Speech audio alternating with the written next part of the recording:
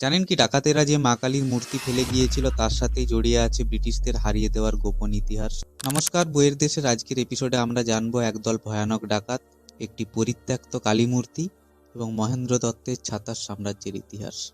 কিভাবে পটলডাঙ্গার এক বিলাসবহুল বনেদি পরিবারের ছেলে হয়েও মহেন্দ্র দত্ত হাতে তুলে নিলেন ছাতা তৈরির সরঞ্জাম। গল্পের শুরুটা 1750 সালে। উত্তর কলকাতার পটলডাঙ্গা অঞ্চল তখন আজকের মতো জনবহুল ছিল না। চারিদিকে ধুধু করত মাঠ, আর সন্ধে নামলেই শেয়ালের ডাক আর ডাকাতের ভয়।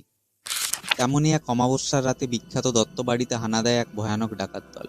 সঙ্গে তারা নিয়ে এসেছিল তাদের আরাধ্যা দেবী মা কালীর মূর্তি। তাদের বিশ্বাস ছিল পুজো করে ডাকাতি করলে কেউ তাদের আটকাতে পারবে না। কিন্তু দত্তবাড়ির লেঠেল বাহিনী সেদিন রুখে দাঁড়িয়েছিল।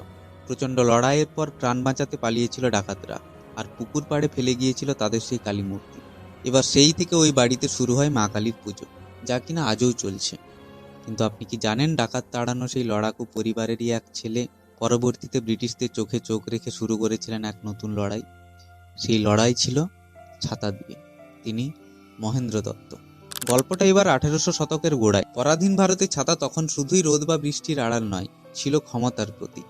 ছাতা ছিল ব্রিটিশদের একচেটিয়া সম্পত্তি বা স্ট্যাটাস সিম্বল। নিয়ম ছিল অলিখিত, শুধু সাহেবরাই ছাতা ব্যবহার করতে পারবে। শোনা যায় 1856 সালে এক বাঙালি ভদ্রলোক ছাতা মাথায় দিয়ে আদালতে ঢোকার অপরাধে আদালত অবমাননার দায়ে পড়েন। এতটাই কড়াকড়ি ছিল তখন। কিন্তু দত্ত পরিবারের রক্তে তো ছিল লড়াই। 1882 সাল, পরিবারের সবাই যখন বনেদিয়ানা আর আয়েসে মগ্ন, ঠিক তখনই স্রোতের বিপরীতে হাঁটলেন মহেন্দ্র দত্ত। কলকাতার হ্যারিসন রোডে তিনি খুলে বসলেন প্রথম দেশীয় ছাতা তৈরির কারখানা, মহেন্দ্র দত্ত অ্যান্ড সন্স। প্রতিটি ছাতা তিনি নিখুঁতভাবে ডিজাইন করতেন নিজের হাতে। তার তৈরি ছাতা হয়ে উঠল ব্রিটিশদের অপমানের যোগ্য জবাব। যে পরিবার একদিন লাঠি হাতে ডাকাতদের তাড়িয়ে মা কালীকে প্রতিষ্ঠা করেছিল, সেই পরিবারেরই ছেলে একদিন ছাতা হাতে ব্রিটিশদের বাণিজ্যের অহংকার ভেঙে দিয়েছিল। ভিডিওটি ভালো লাগলে লাইক করুন আর কমেন্টে জানান আপনার বাড়িতেও কি মহেন্দ্র দত্তের কোনো পুরোনো ছাতা আছে। চ্যানেলে নতুন হলে সাবস্ক্রাইব করতে ভুলবেন না। দেখা হচ্ছে পরের ভিডিওতে।